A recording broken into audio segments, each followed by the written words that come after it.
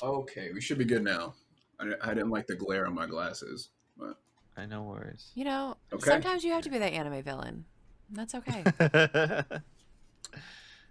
Ready to go? Hell All yeah. right.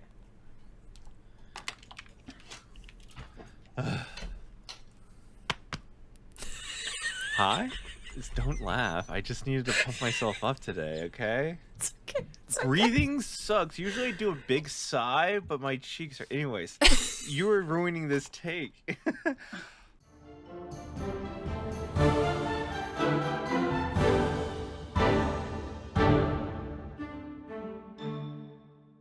Hi, and welcome to another episode of Dungeons and Degrees. My name's Adrian, And I'm Alex. and today we are with RondezGreenMage. Rondez, nice to have you on. What's going on, y'all? Welcome. Good afternoon. Yeah. Listen, started with Azim. Now we have Rondez. We're trying to get the trio on one at a time, just to hear their Yeah. story, their perspective of how things started. Yeah. Let's start with the Runedocks. How did you guys start? The Runedocks. Yeah. So first, quick intro to myself. RondezGreenMage. I'm 1/3 of the Runedocks, joined by Archmagus Azim and Oathbreaker Carey. We are a comedy troupe, a troupe of performance artists and fantasy media digital creators. We make lots of content on Instagram, TikTok, YouTube. We do weekly live streams on Twitch. We call them our community game nights. We'll come together for a bunch of different games, largely, like I said, fantasy content. So think Dungeons and Dragons, Baldur's Gate, so on and so forth. But we have a pretty wide range of games that we like to play. And to answer your first question here about how the Runedocks. Your question was about how the Runedocks started. Is that right? Mm-hmm. Yeah, so we weren't always called the Runedocks, and the way that we got started was actually really spontaneous, serendipitous, and just like organic. Like we all just ended up in the same place. The kind of content that we create is just like a lot of magical realism, right? We just go on and just kind of babble about our escapades and adventures and fantastical environments, not necessarily all within like Faerun or the Forgotten Realms, not necessarily all in the Dungeons and Dragons universe. We kind of pull from lots of different things, right? Final Fantasy, Lord of the Rings, the wizarding school that shall not be named is something that we're moving past. But we kind of pull from all of our influences, whether it's books, movies, games, any kind of fantasy media, and we just make stuff up. Like it's so fun. I like to tell people, yeah, I go on camera and just kind of rant and babble and lie about my monumental and heroic interventions that I go on, right? So anyway, how we got started was we were all just doing that content individually, actually. Like we would, poke fun and like engage with each other kind of naturally, but then and it was really only a few of us that started doing this a few years ago. It was mostly all Black creators, maybe like 5 of us, myself included, with Azim and Archmagus Azim. And it was just like a fun kind of creative exercise, a creative outlet where we do like social commentary, throw that in there too, and get excited about new fantasy media that's out. And one of the other creators on TikTok, who we call Big Cat, and he was our DM one day. He asked us and maybe like 4 other creators to join for a one-shot adventure. And in this one-shot adventure, we all joined and like just spontaneously came up with a name for our group in the adventure. We called ourselves the Collective at first, right? And we had just a really fun night. It was a charity event, so we raised a bunch of money. And after that, we just kind of like we wanted to do it again. We wanted to organize more of this. We wanted to be able to use our platforms to support causes that we believe in, and we just kept connecting and kept like pitching each other fun ideas for and setting each other's content up to just continue this large ridiculous story. And one day we were kind of in this thought process of we need a name that's like unique and that connects like the our type of content to this world, right? The Collective is not something you can Google very easily, right? That's the big thing too. Mm-hmm. And so we wanted something more fantasy-esque that still captures our essence. Well, myself, Azim, and Carrie all happen to have been huge childhood fans of the animated series The Boondocks, which is a show created by Aaron McGruder and voice actors like John Witherspoon and Regina King, and just a really star-studded cast, and it's just something that really impacted us. I think it's a really big cultural moment, the Boondocks was. And so Azim actually came up with the name one day, and we just immediately burst into laughter. We were like, that's hilarious. And the first time, we couldn't find any other instance of the word Runedocks anywhere on the internet. So it just stuck, and it fit very well. So a long answer to your question, but I hope that was coherent. That's what I need. We're here for the long answers, okay? So it's all good. Listen, the less I gotta talk, the better, okay? I hear my voice so much editing, okay? So I'd rather hear other voices. The Green Mage, how did that start? Oh, I just wanted. So again, I'm influenced by lots of fantasy media. One in particular that captured me when I was younger was Final Fantasy. I loved the way that they set up the different styles of magic: black magic, red magic, white magic, green magic. Green magic isn't utilized so often nowadays. It's kind of merged with like the red and white magic. I also don't play that much Final Fantasy anymore today. I usually just go back and play the old ones. And there's like hundreds of them now at this point, right? So I have a massive catalog to pull from and drop into.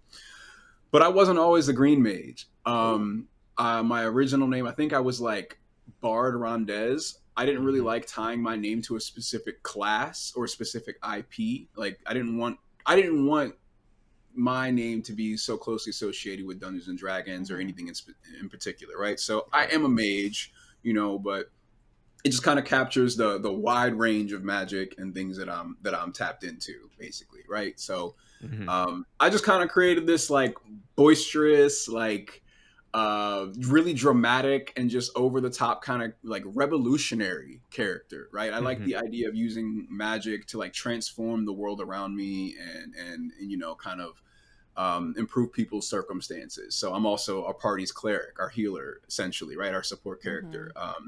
So that's just kind of how it came together. It just evolved naturally, and it's also connected to. I write a lot of poetry. I also write a lot of like fictional stories, and so I can pull from like unfinished works that I've had, and this was just an awesome medium to just kind of just explore, and get people involved. Do you feel like? Sorry, I didn't write this, and my phone went off. Die. Do you feel like if you gave yourself a class in real life, would you pick a mage or a bard?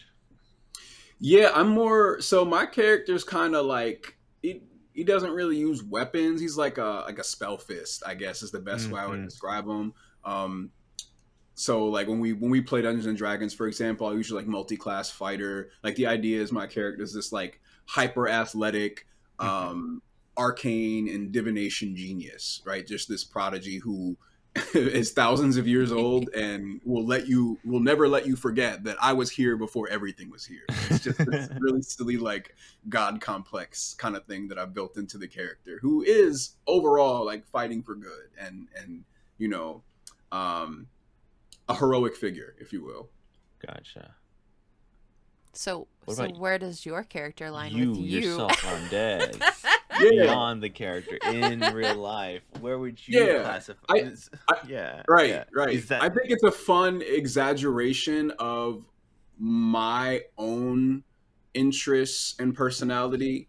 I am someone who tries to remain tapped into like the struggles of marginalized groups around the world. I'm someone who makes a concerted effort to stay tapped into, just different groups' struggles and efforts to, just build a more just and fair world and community around them. So I think it does very much tie into like my personality and interests and everything. But overall, at least for what you see online, it's just a fun game we play. Right. We're just playing pretend and making stuff up. It's a lot of fun, So that revolutionary part is something that you like match with a lot in Yes, and I think that especially the world of Dungeons and Dragons is very amenable to that, especially when you think of settings like the Underdark, where it's just this like there's a lot of problematic things about the original crafting of the Underdark, but it's still this in a way, to me, it's also like kind of an allegory to like the evils of hierarchical and oppressive systems. Mm-hmm. And there's also like, one of the goddesses that operates in the Underdark in opposition to Lolth is Illustri, who her whole thing is like trying to revolutionize the way that people interact with each other in the Underdark and the way that the surface world perceives this kind of like downtrodden, like underdog kind of group of people. So I just really leaned into that. That really resonated with me. And so that's what I connect to. Oh yeah. I can't imagine why in this day and age you would connect with that. It's crazy. Wow. So unique. Right. Well, we need that. I know. We need that, okay?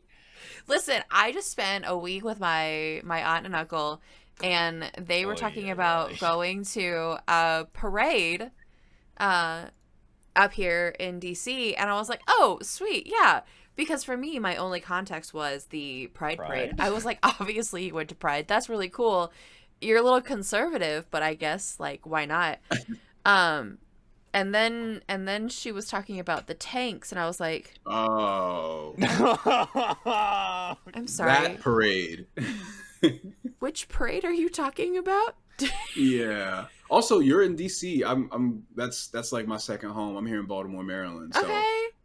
that's Yeah. DC that's where I went to college and everything. Like that's my second home. That's where I got family too. Love it out there. I've been here for 2 weeks.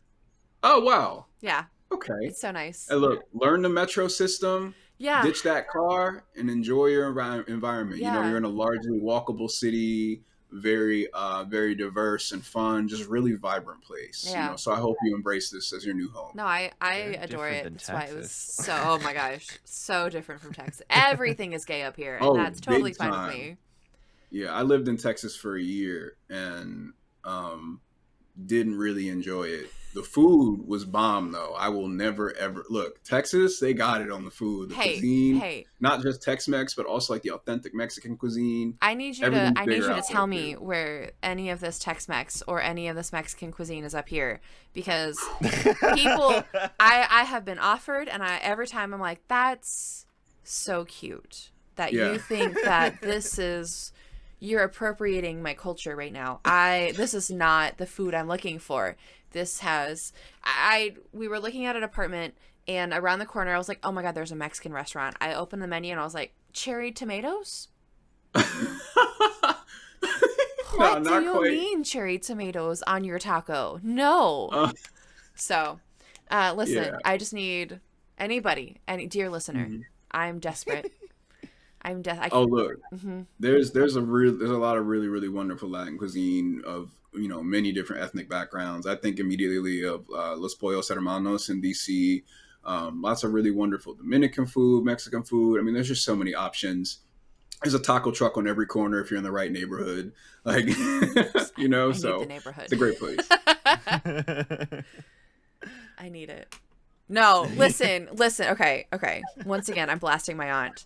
She took me to a Mexican restaurant, and she was like, asking the waitress for some sauce for her burrito. She wanted to smother her burrito. I said, go for it, girl. And she was like, no, it's like a cheese sauce. And I was like, queso? And she was like, no, it's different than queso. And I was like, okay. The waitress couldn't figure it out. I couldn't figure it out. She eventually got something, and I was like, Auntie, that's queso. It's like queso blanco. Like, I swear to God, she just wanted queso blanco. Oh, it's just a different color. It was just a different color. Yeah. It's fine. It's fine. New places, new cuisines, new troubles. God bless that server. I hope on the way out. I'm so sorry. I'm so sorry. Thank you so much. We also went to Texas Roadhouse because why not? Take the Texan to Texas Roadhouse. But it's fine. Solid steakhouse, I think. Those biscuits got a chokehold on me. If something kills me, it's going to be the Texas Roadhouse biscuit. God. I'll have eaten like hundreds of them and just bursted. Just straight up cinnamon butter. Just lather me in soda. Ah. Exactly. It's now a food podcast. I know. I try to jump in twice now. I don't know when I'm gonna let y'all have your food stuff. Okay, I'm dying here. I cannot eat a dang thing. Oh yeah. I tried a single chip. I laid it on my tongue. I tried to bite down. I'm like, this is just gonna have to melt eventually. I just couldn't. Oh no. Yeah. I'm so I had sorry. protein shake. I'm fine. I'm golden. Okay. There you Just go. gotta liquid diet for the next however long this lasts. Adrian, you're doing great. You're doing so I'm good. going great. Thank you. Ooh, you're so good. Asim, how did you Alright. get into the TTRPG space? Did you play Thanks for taking anything? my question. Cool. Thank you. How did I get into the TTRPG space? I'll say one big introduction to this kind of stuff that I had was actually watching Felicia Day and company on The Guild when I was younger. That little web series. I was always looking forward to these 8-minute episodes that came out every now and then. I was really locked into the story and just fascinated, especially as I was just getting into the World of Warcraft and Final Fantasy, like I mentioned before. I just love seeing world building. And so being able to play a TTRPG where it's like happening in real time in an improvisational way is just really exciting and compelling to me. I love collaborative storytelling. And so that's how I got into it when I was a bit younger, though I didn't actually play Dungeons and Dragons until I was like I guess shortly after I had turned 18, and I just fell in love immediately. Like it was just I loved the creative control that I had over building my character and their interactions with the world, and just working together with other people to flesh that out is fun. The traditional coming of age tale of a young person finds TTRPG and community and collaborative storytelling, and then the rest is history. Exactly. What was your first character when you started playing? My first character, I think I was either a rogue or a warlock. I'm trying to remember. I was definitely a rogue. I really enjoy characters that are like super mobile and like get benefits from like just being in all places all the time. And rogues go wherever they want to go, right? That's their whole thing. But I found that I was frequently leading into like arcane trickster type stuff, and I wasn't really impressed by the magic that I could use in that subclass. So I kind of like moved past it towards other things, like the fighter as an arcane knight. Love the cleric. I've always loved support type classes that do like buffs and everything like that. But yeah, I was a rogue that was an art thief and a thief in many other regards too. He really had no moral compass whatsoever. It was just like, if I can take it, it's mine. So Not bolted down. It's going in the pocket. Right. Exactly. When starting out in these spaces, for me personally, seeing myself was kind of far and few between until I kind of got into seeing Dimension 20, where first I saw like Lou Wilson. I'm like, oh, cool, not an all-white cast. And then I see Carlos Luna. I'm like, oh, people that look like me. Who is that for you when looking at the space? And looking at the space, I think some of the people that that immediately stand out to me, two come to mind. Abria, really, really impressed by her stage presence, the way that she can keep people together and make sure that everyone's on the same storyline and contributing to the same tale. I'm really impressed by the way that she manages a table. Then I also think about Critical Bard, Omega. They're just really dramatic, to say the least, and that's just so fun to me. I feel like I never know what's going to come out of Critical Bard's mouth next, and I just love the spontaneity and impulsivity that they bring to their characters. That's really exciting to me. And as far as someone specifically that I saw myself, like that's more recent. I'd say it's within the past few years. They've really stuck out to me. But I guess when I was younger, who I saw myself in, I'll have to get back to you on that. I think I leaned honestly a lot more into superheroes. I've really been fascinated by like incorporating different aspects of heroes, whether it's in games or comics. And that kind of fun, like the characters that play those roles. So I think immediately of Nick Fury and seeing Samuel L. Jackson's portrayal of Nick Fury. I just love that he's just got all this power like on his cell phone. Like, he can just make a call and make something. I loved seeing Samuel L. Jackson take that role up. So I know that's kind of outside of the TTRPG space, but to answer your question, yeah, Abria and Critical Bard are the people that that really stand out to me. Gotcha. I think that's really interesting, even thinking about Samuel L. Jackson's like entire career of like movies that I've loved that he's just completely prevalent in, like Star Wars coming out when we were little, and then just being able to have that, because I don't want to say he plays the same character, but like Samuel L. Jackson has a very limited role of fuck around and find out. He's always got his right his presence known within the character, is what I feel like. It's always yeah, of course he'd play this. This is great. This is wonderful. Like, yeah, you know what you're gonna get. I absolutely loved this character because it felt a little bit like, I want to say like, it was this geeky guy who was doing world domination. I'm just like, all right, okay. I just love the portrayal though. Right. I love characters with like really commanding presences who are also like funny and entertaining. Like they'll crack a joke and then also like set the next plot line in motion themselves. That's fun to me. Hell yeah. Go ahead, Alex. Do you jump around a lot? Do you you as a human? Like physically? Yeah.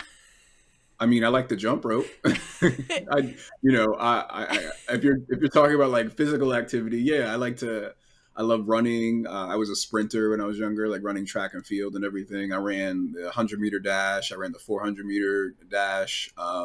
Did relays. I was jumping hurdles. I played basketball a lot growing up. So you're a jumpy I still person. Do. That makes sense. Football, because every time you've mentioned a character, like how you've played or like who you are, you're just like, they like get around a lot. I'm like, do you get around a lot then? Or is it the opposite where you don't get around a lot? I'm reading. It's fine. I'll go back into I'll quit taking notes on No, that's exactly it though. That's exactly it. And a lot of my characters, I just like athletic prowess. Like that's just exciting to me. I love that's part of my fascination with the fighter class. So in Dungeons and Dragons specifically. And with rogues in general in a lot of games, like they tend to get a lot of the like mobility kind of effects and powers and stuff. So yeah, I'm connected to it in that way. All right. I see that you have a Magic the Gathering poster behind you. Yes. Yes. My girl Kaya. Okay, do you play Commander or Standard? I play a lot of Magic, and I mostly will play Pioneer and Commander. More recently, it's been Commander because I'm not really enjoying the way that Wizards of the Coast has been managing or mismanaging the Pioneer format. And so, Commander is just like, when I was playing, it wasn't the most popular format, but now it is easily, when I first started playing, it wasn't the most popular format. Now it is easily, by far, the most common way for like new players to get into the game and for people to just come together and pick up something really quick. A lot of the most popular shows you see on YouTube and Twitch are Commander shows for Magic the Gathering. So unless you're like a professional player, like Aspiring Spike and others. So yeah, I really enjoy playing Magic. I'm a very competitive person, so it's something that really lights a fire for me. And you were asking who my favorite commander was, is that right? Yes. Yeah, so I like red Magic a whole lot. I really enjoy red and white Magic. So anything Boros, which is red and white Magic, stands out to me. I have a really big fascination with like the Nalar family, so Chandra, Pia Nalar, and Kieran. R.I.P. to her parents. But those are some of the most exciting. Like Pia Nalar is not that great, but I just love impulse and like exile effects. So right now though, and actually I just got back from Los Angeles with Azim. We were shooting for an episode of Tabletop Jocks. They had a live Commander show that we were featured on, and I ran Ryan Sinclair and the War Doctor from Doctor Who as partnered commanders. Ooh.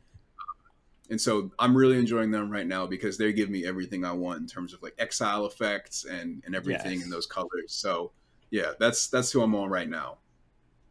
Yeah, I bought my first intro was like, I want to say 6 months ago, was a pre-con of the Doctor set. The I guess the 11th, but it has the War Doctor in it, so like I know exactly, like he's red white. He does some cool ass effects. Mhm. um, 4-mana but creature. Yeah. I've recently gotten back doing better at it. I've actually finally won a round of Commander instead of just like reading my cards and trying to figure out what the hell I'm doing. So I'm super excited about it, and hopefully I get to play some more and figure things out. But like I I got into that Final Fantasy set for a bit just because it was out, and gosh, ripping packs is too much fun. I hate it. It's such an addiction. It is. That's how they get you.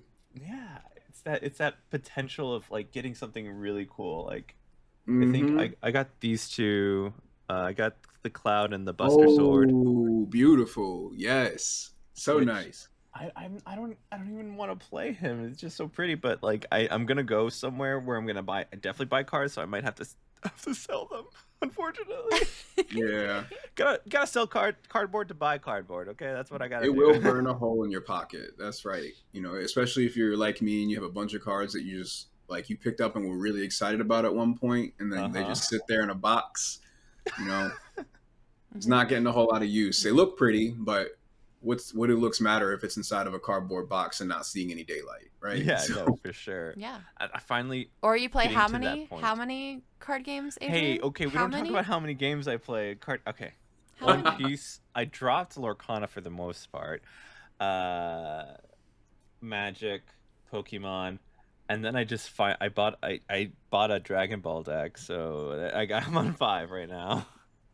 mm, It's a lot of spicy cardboard. I've opened one pack at a convention last year in Dallas, yeah. and I was never the same person after that. I Wait, just am I among Dragon Ball fans right now? Is that what I'm hearing? I actually no, unfortunately not. I'm more One Piece than anything, but I got into it because everybody was like, or my the guy who owned the store was like, yeah, Dragon Ball's just better One Piece. I'm like, you gotta stop saying that because it's hurting my feelings, okay? So I've Got been it. playing a Got lot of the it. card games. Slowly but surely, though, the lore is coming up every now because when you're around other players, they're like, "Oh yeah, and this is this, and this is like all the names, and it has like where they're from." Like I haven't even seen Daima, which is R.I.P. His last work, I and know. Oh, R.I.P. Toriyama, my man mhm. Toriyama. So like. It does hurt, but I did want to try it out because my friends were playing it. Right. And I think that my closest intro into the DBZ fan base was through Abridged, Team 4 Star. So Wow. good. I just before it was just like, oh, pretty cool things are going on, and my mind is not ready for the actual story beat of what's actually going on. And then finally, I'm like, oh, okay, this is dumbed down for my child brain a little bit Mm. more, silly jokes and things like that. But I do love the original IP. I just haven't invested time into it. One Piece is I caught up to One Piece, and I mean there. That's where I'm at. That's a time investment. You get into One Piece. That's if you're really trying to get into it, you got to commit to that one. So I get Oh that. yeah. So like yeah. It's just been crazy. Oh here, I asked this to Azim. I'm asked you with your current Green Mage get up. Is there another edition that you're looking to invest in from? Oh, for sure. So one of the big changes I made at first was getting a new cloak. I wanted some. I had one instance that I was kind of irritated about where one of my videos had gone viral when I first started doing this, and I had this cloak that I had found like deep in the depths of the Amazon search box. To this cloak that I know nobody else had, you know. But then I saw some guy had like, I guess he found my video and he bought the same cloak off Amazon and like was like trying to imitate me. And this video had gone viral of like he was clearly like pulling like just I don't even want to get into it really right now. But anyway, No worries, no I worries, ended no up getting worries. a new customized cloak because I was like, y'all are not about to steal what I'm making. Like, I didn't like that at all. And also, it was kind of leaning into what I was doing already with my amulets.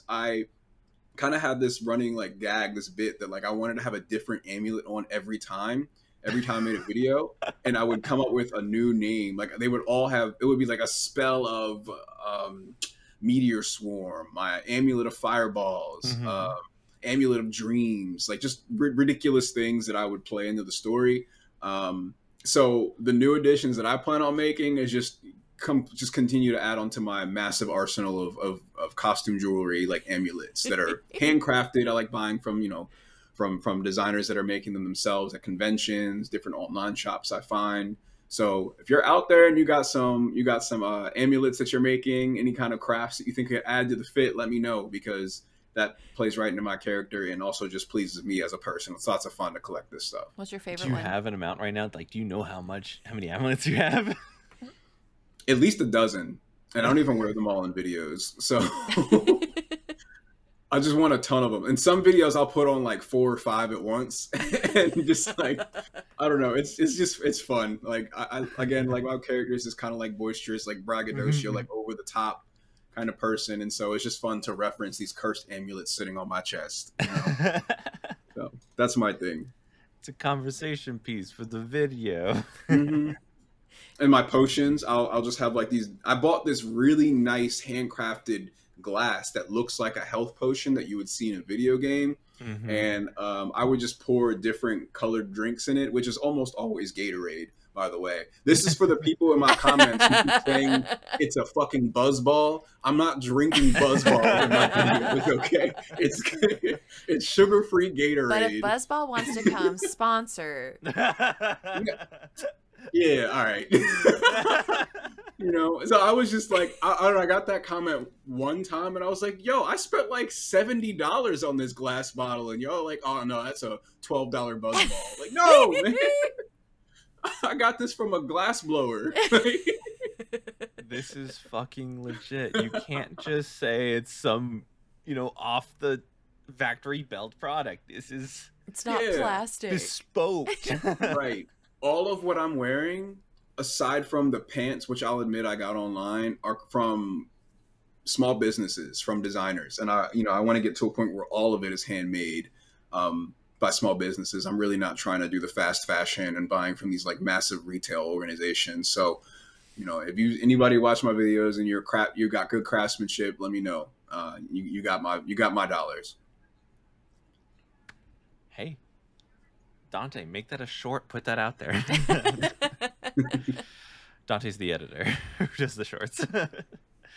That's amazing. Yeah, that's so great that you like kind of, you started saying, that revolutionary part is in you, and then you're also like showing that off within the character design as well. Is just kind of like you're with it. You are about it essentially. Yeah, I want to be true to my word and true to myself. So I think a lot of, not just myself, but Archmagus, Azim, and Oathbreaker carry within our characters. It's a lot of like authenticity. We're making pretend and making things up and having fun and cracking jokes and stuff. But as far as our principles go, like we're very serious about that and our content creation, and also how we conduct ourselves like professionally in terms of like who we work with and what we make. So. It's really nice to hear, because I know we get that too, of like just be the real authentic version, and like by being that version of you it's so much more entertaining, and it's so easy to maintain, because it's not like you're stretching yourself beyond, and you have to remember all of your I don't know. It's like life. It's much easier to tell the truth than it is to constantly lie. Right. Well, it's hard to mask. It's hard to mask. Yeah. It's hard to... Exactly. Yeah. And that's part of what I really enjoy about the Runedocks trio is like me, Carrie, and Azim are good friends outside of like this whole content bubble and outside of gaming. Like, we can talk about lots of other things unrelated to gaming all day long, whether it's like life, politics, music, movies, books, family, friends, and relationships with people. So it's just a really strong bond that we have, and I think it only makes our content creation when we collaborate like that much more powerful and satisfying. I hope it shows through in what we're making. I hope it I hope we demonstrate that in what we're making. Well, yeah, no, I I love think you do. watching y'all's Yeah, content. they come up on my For You pages, and I love them. Like, I watch them all. You're They're not great. following them? Sweet. They're not on your following list, huh? That's crazy. That's crazy. I'm just kidding. Listen, if you're on the following list, I don't see your videos anyways because I don't Yeah. click on that tab. I don't. True. I'm there Mhm. just for and then I don't see them because I doom scroll and I'm trying Yeah. not to. But I get you. No, that phone is killing us. Look, this social media stuff is poison. Don't get it twisted. I'm here often, and it's like a passion of mine, the stuff that I'm making. It just so happens that social media has to be the platform for it. Yeah. You know? So yeah. That's the bane of it. Like, I hate doing these social media posts. This is what's going on. This is what's happening. But I love doing this part where I'm talking to people and getting to know them and understanding them and you know, finding beautiful brains out there to talk to. Mhm. Exactly. It's a very crowded space, but you got to be there if you want people to see your things. Yes, 100%. I did see a post about community building and then how part of that community building is literally doing things that you hate to do. And that's part of it, right? That if you want to create and maintain a space where people feel welcome, you're going to have to be inconvenienced by some part of that because it's wild to just want it your way. Exactly. And that's part of living in community is that it's, you know, individuality and just like rugged individualism is really toxic to building a healthy, welcoming, and thriving community. So I definitely get that. Like, you make small sacrifices for even bigger gains and rewards as a collective rather than just, you know, yourself. At least that's how we like to operate. Yeah, I mean, it is, I think, the better way to live. I think I agree entirely with what you're saying. Oh, it's my cord. I was like, what is making that noise? And then I lost the ADHD kicked in. Damn. Okay, cool, neat. Hey, buddy. Hey, what? Hey, you I was like following your train and then it fell off. So So bad. You're good. The ADHD. You frequent the convention space, and you find I guess going there and you kind of interacting with that community fills up your proverbial bucket, or is it kind of give and take? So it's, for me, going to conventions first and foremost is just a lot of fun. I've been going to conventions since I was like 17 years old because I started going to gaming conventions as a competitor in tournaments, playing in Halo tournaments and Call of Duty tournaments, Magic the Gathering tournaments. Like I said, I'm a very, very competitive person. I love the, like, just the way that it like expands my mind to think about how I can collaborate or compete with other people. And going to these conventions is also really inspiring to me. So aside from the fun, it like inspires my creative work. It just gets me thinking about different ways to engage people. And again, like we said, make people feel welcome in the things that I want to do. And so going to these conventions is fun for those two reasons: the fun aspect and the inspiration that I gain from it. So what was your tournament for Halo? What did you play? My very first tournament, at least like major tournament, because I went to lots of local ones before I went to this one, was Major League Gaming DC in 2010. This was held at the Gaylord National Convention. I was playing in the open bracket, so like where all the other amateur players are playing with me and my 3 teammates, because your team's of 4 in Halo. And we did not win a single game, actually. We were what you would call first rounded. But it was still a really exciting event experience outside of the tournament, just because of, like I said, just the connections and inspiration that I found. There was I remember at the time Major League Gaming was sponsored by Dr. Pepper and Hot Pockets. And so I I got dozens of coupons for free boxes of Hot Pockets. And I just cashed those in. I had many, many boxes in my freezer for a while. They were also sponsored by Stride.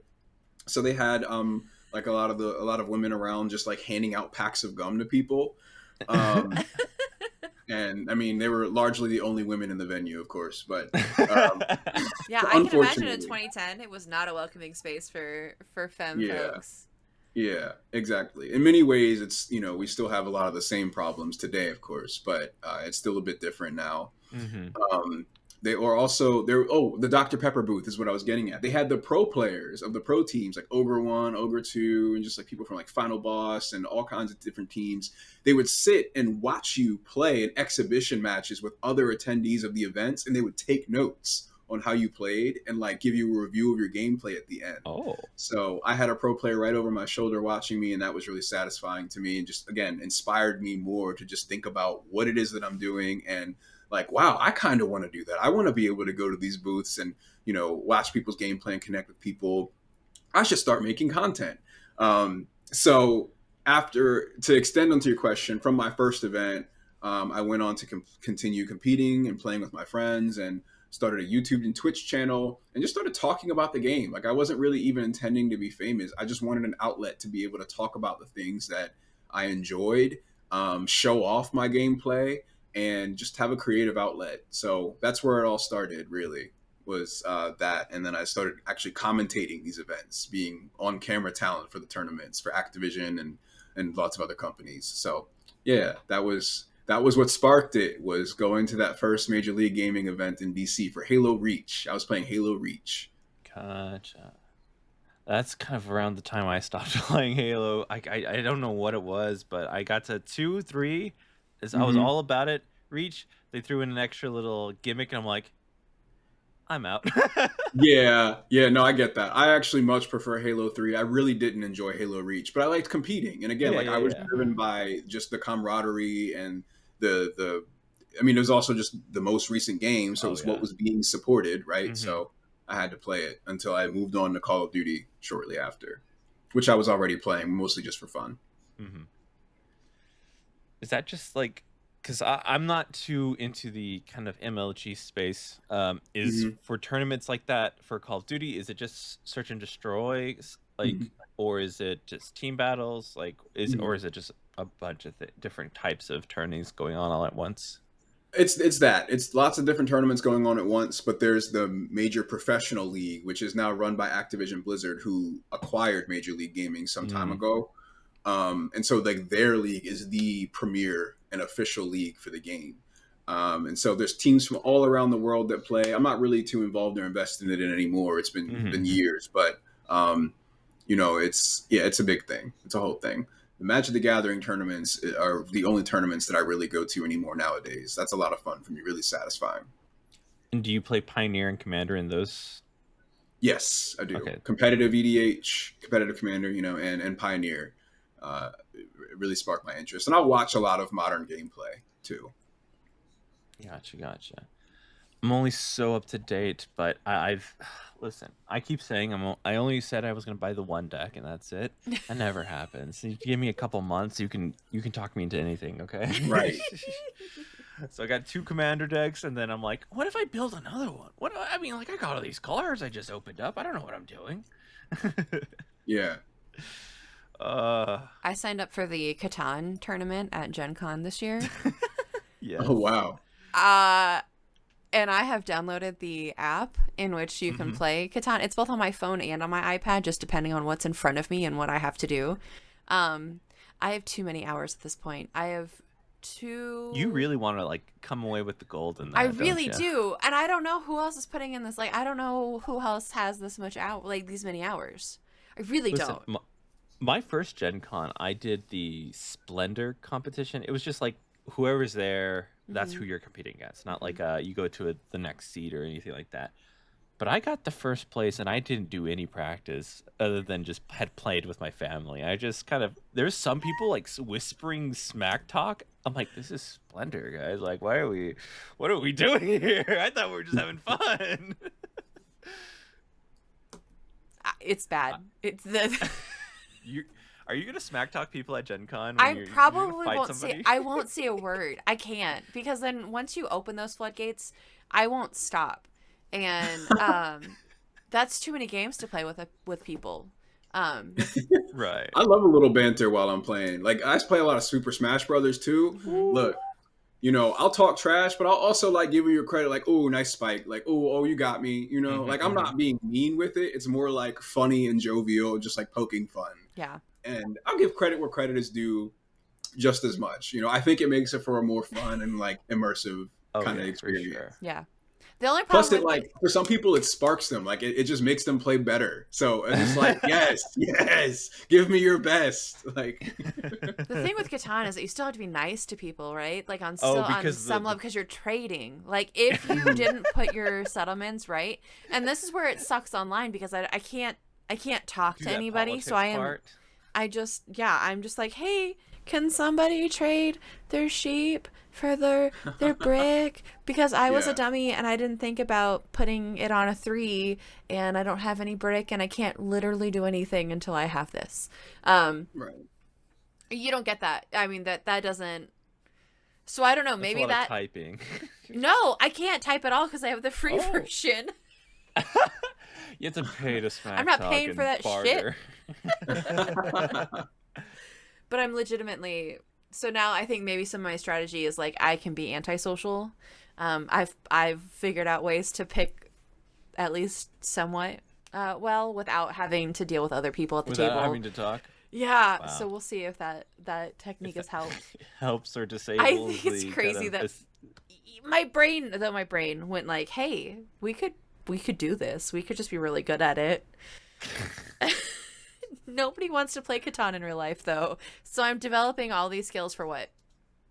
for this one day and one day only. You're gonna be the talk of the town.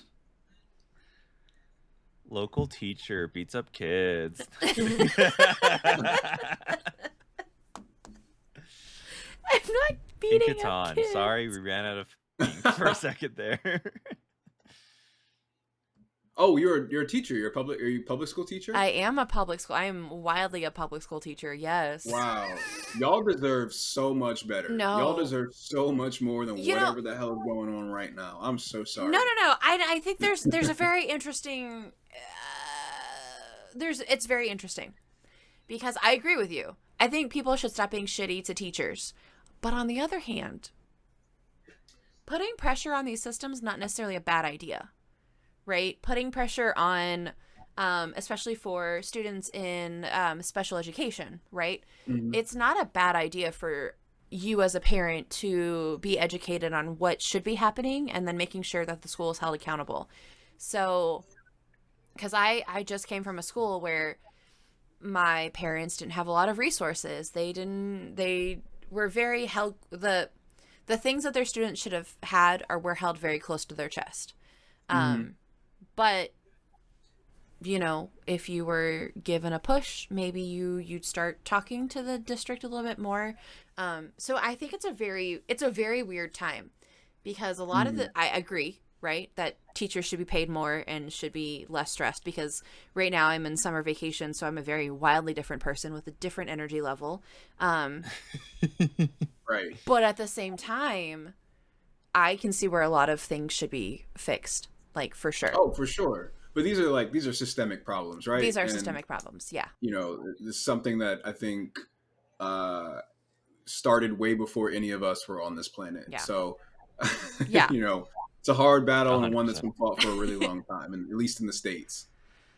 Yeah, but that doesn't mean it can't be fixed. That doesn't mean we can't be pushing right for those changes. It doesn't mean that we can't be figuring out ways because my biggest lesson in the last 5 years of teaching has been if I'm not dealing with my own shit, I am not going to be able to deal with my kids' shit. I am not going to be helpful. I am not going to be a good person for them to lean on if my side of the street isn't taken care of.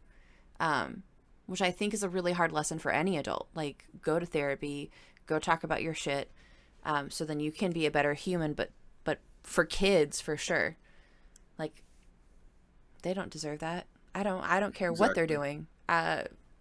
They don't deserve that. I got that. So I haven't been an educator myself, but in a similar role, I experienced a lot of the dynamics that you're talking about. I worked for the Boys and Girls Club for about 3 years. Okay. I was what was called a STEM mentor, STEM coordinator. So I ran like their STEM lab, and of course I turned it into a very gaming friendly space. I had organized a Magic the Gathering club with all the kids, so I brought in my massive like collection of bulk, and I was like, you can take whatever you want and build. You know, I used it as a reward. Like I gave them starter decks from Wizards of the Coast. Shout out to them. I emailed them and got shipped a bunch of starter decks, and then I would use it as prizes at the end of the day. I'd let the kids play with each other, and I'm like, all right, all of you can go to the box and pick out 2 cards within your color identity to add to your deck. Whatever you want, bring it up next week and we'll play again. You know, and so every week they just had that incentive to come back and keep refining their deck and keep working with their friends to learn more about the game, you know. And I mean, we would do other things too. Like they also came to me for help with their homework every day. Like they had a whole hour dedicated to it.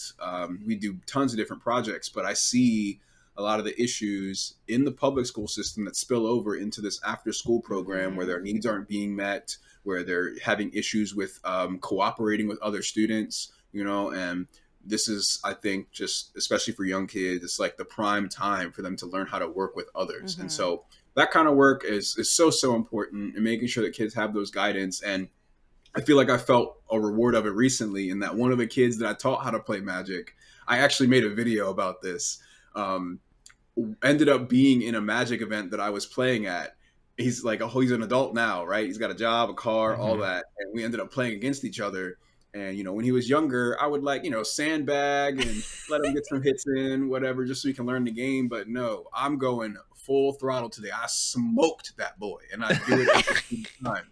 I refuse to let kids win. Absolutely not.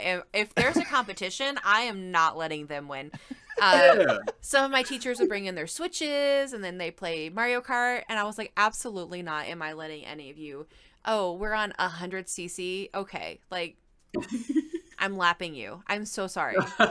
I'll at least, you know, I'll go easy just to let you learn the rules. But once you got it down, like I need you to see how far this can go. I need you to see, like, you know, I need you to keep me on my toes. And, you know, I need you just as nice so that we can go back and forth and spar, apprentice. So.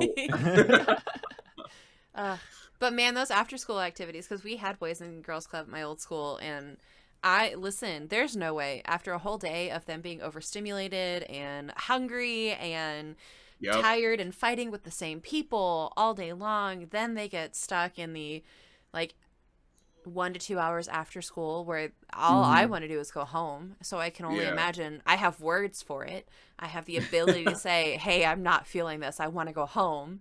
Where a lot of my kids, especially the ones I got that were in Boys and Girls Club, did not have any of that language. They said just screaming, crying, punching, kicking.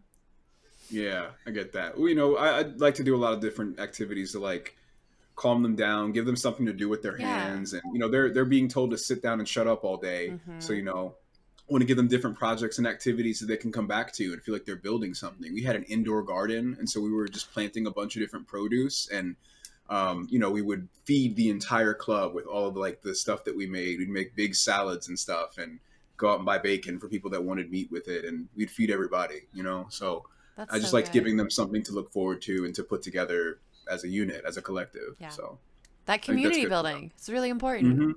Exactly. Feeding your neighbors, feeding your people. It brings you together more than anything you could ever do. Exactly. Sorry, that's Adrian, you want to talk about your education experience? You mean that I fucked it up a lot? I haven't taught anybody. You did fine. You did fine. I passed. I got my degree, okay? It took a little longer. Literally nobody cares. At this point, nobody cares. Listen, yeah, I've got a job and it's okay. It's not what I got a degree in, but it's okay.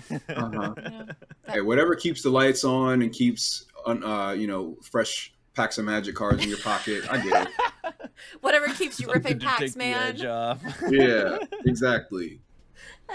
Oh no. Yeah, I mean, I'm trying to think if, I mean, the only thing I've got somewhat related, which I'm trying to learn to kind of, I guess, figure out the middle point, is like hanging out with my nephew all the time now that he lives with us, and trying to figure out what's just giving him everything he wants instead of showing him like, oh, he has to work for something or do this, because like my brother came over, hey, you gotta stop buying him cards because he stopped doing chores to get money. Okay, I'm like, I'm sorry. And I'm like, but in my mind, I'm just like, oh, he likes this, he wants this, and I just buy it, and I'm not even thinking about like, oh, he should be learning this and this and this. I'm like, well, maybe I should. He likes this. I You hold got on that to it uncle until... mentality, though. Yeah, Like, that's the thing. That's like, uncles and aunties, they could do whatever the fuck they want. My nephew wants ice cream. He's getting 4 scoops. I don't care that he's going to be absolutely crazy if I return him. I don't care. My nieces can run around butt-ass naked. I don't. They're whatever they want, okay? We could be whatever we want. That's not my job. My job is see, fun. that's, I'm fun. that's the thing, though. Like, I'm literally like right there all the time. So it's... where's my middle ground, Dante? I'm trying not to mess up your whatever parenting thing you're doing. Okay. I'm just trying to be cool. Okay, just trying to be cool here. Oh God, I hope I'm the cool uncle whenever that happens. Like, I get you. Listen, it's fun. It's nice. It's someone looks up to, and you can have friendly like jabs with. Like, he gets my humor. When I say like, "Oh my God, I'm gonna kill you," when we're playing cards, he's not taking that literally. He just smiles because he knows he's beating my ass in this game. So. Yeah. And that's because I play a fuck, what's it called? What was the word? You play a Suboptimal. sub. There, the O. Suboptimal deck, because I love the characters too much to try to actually get a meta deck. I'm slowly working my way into getting good. Listen, this next set, it's over for him. That deck I've been playing for years, this last year, I've honed it, okay? Yeah. Like a sword, just polishing it over and over. It's gonna cut so nice. Are you going to Gen Con or PAX U in these upcoming years? This upcoming year, yeah. Season. So PAX Unplugged will definitely be at all 3 of the Runedocks will be at PAX Unplugged. I don't think we're doing Gen Con. The next convention I have in mind is PAX Unplugged, unless something, someone asks me to come out to an event between now and then, or flies me out or whatever. I've done quite a lot of traveling already up to this point this year, so I'm trying to settle down and be responsible. But if there's work to be done, if the Runedocks want to go somewhere and do something, then I'll be out there. I'd love to immerse myself in the community wherever possible. Get some new projects going. I think CubeCon is coming up in Wisconsin, and so when I hosted a panel there last year, so and I was asked to do so again. So I'm gonna work on putting that together. That's on YouTube somewhere as well, in case anyone watching wants to see that. We hosted a panel, and had a nice presentation, good audience. People were really engaged and involved. So that's really it for me. Is PAX Unplugged. That's what's the only one that's locked in at this point. Gotcha. It carries out in Philly, so me and Archmagus Azim, or just like last year, we'll go hang out there, and it's just a few minutes down the street, the convention center. So. Yeah. Awesome. Yeah. No. Well, hopefully we'll get to see you at PAX U then. We'll be there as well. Oh, sweet. Yeah. Absolutely. Please. I'd love to connect. Love to see all 3 of y'all. Hopefully get carry on before then. And we'll just another meetup. Pod meetup. Yeah. Oh gosh. Alex, any last questions? I do not. All right. Rondez, where can they find you? You can find me and the Runedocks on Instagram, TikTok, YouTube, and Twitch. Threads and Blue Sky as well. We are weekly. We have a weekly show on Sunday evenings on Twitch. I have my own Twitch as well, twitch.tv/Rondez. If you type Rondez on any social media platform, you'll probably find me first and nobody else. So Rondez Green, RondezGreenMage, I got it all everywhere. Patreon.com/Rondez if you want to support an independent content creator with just a couple bucks a month. That's the way to do it. Instagram as well. You can be a subscriber, but yeah, those are my platforms. That's where I frequent. I like to engage with my community and with my friends and everybody that wants to just tune in, have a good time. I hope y'all will check that out. Runedocks is spelled Runedocks, very similar to the show. So I hope you guys will check us out. course. Hell yeah. Thank you, dear listener, for joining us on another episode of Dungeons and Degrees. You can find us wherever pods are cast, so be sure to like, subscribe, give us 5 stars, share us with your friends, your neighbors, your community, and your one bed trope. Oops, one bed. So sorry. You can also find us on all social media at Dungeon and Degrees, and you can help support us at patreon.com/Dungeon and Degrees. Yeah, do all that. Exactly. Thank you so much for listening. My name is Adrian. And I'm Alex. Rondez. Oh, did you just boot me? I did know. Trying to remind you. You could sign out with us. Oh, RondezGreenMage. Thanks, y'all. No worries. Go have some fun.